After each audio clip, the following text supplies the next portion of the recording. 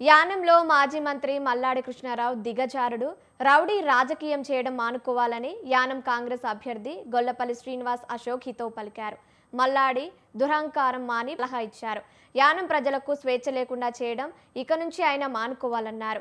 కాంగ్రెస్ పార్టీలో ఓ యువకుడు చేరితే ఆయన ఇంటికి వెళ్లి మల్లాడి దౌర్జన్యం చేయడం మంచి పద్ధతి కాదన్నారు. ఏకంగా మల్లాడి పోలీసులను బూతులు తిట్టడం, సెల్ ఫోన్లు లాగేసుకోవడం వంటి దుర్మార్గపు చర్యలను మానుకోవాలని సలహా ఇచ్చారు. తమ పార్టీలో చేరాడని ఆ యువకుడిని కిడ్నాప్ చేశారని, వెంటనే ఇంటికి తీసుకురాకపోతే తీవ్ర పరిణామాలు ఉంటాయని హెచ్చరించారు. ప్రజలు తనను గెలిపించడానికి సిద్ధంగా ఉన్నారన్నారు.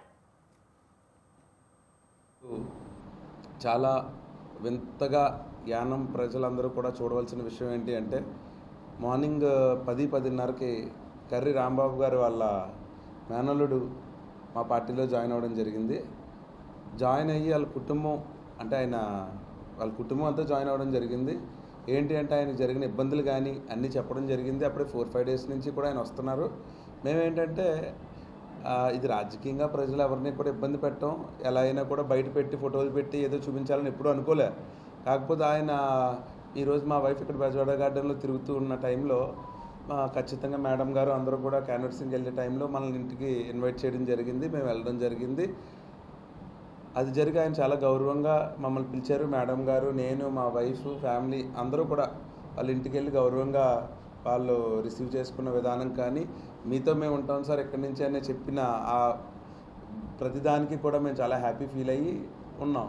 ఈ లోపల మరి మేము వేరే చోట గణపతి నగర్ అక్కడ క్యాన్వర్సింగ్ చేయడం జరుగుతుంది. ఆ టైంలో వాళ్ళ కర్రి రాంబాబు గారే వచ్చి కొట్టి అతన్ని ఇంట్లో పెట్టి కొట్టిన సిచ్యువేషన్ వస్తే, ఫోన్లే ఫ్యామిలీలో గొడవ, వాళ్ళు 100 మాట్లాడుకుంటారు అని అనుకున్నప్పటికీ మల్లాడి కృష్ణారావు గారు అక్కడికి వచ్చి, ఏమండి ఈ గొడవలు అన్నీ కూడా ఆయన సొంతగా రాజకీయం ఓడిపోతున్నాననే భయంతో ఈరోజు పోలీసులు ఫోన్ లాక్కుని నేలకేసి కొట్టి, పాత్రికేయ మిత్రులు 2 లేడీస్ అక్కడ ఉంటే వాళ్ళ ఫోన్లు తీసేసుకుని పోలీసులు ఈ వీడియోస్ బయటికి రాకూడదని చెప్పి అతన్ని అమానుషంగా కొట్టి దిగజారిన రాజకీయం చేస్తున్నాడు ఆయన.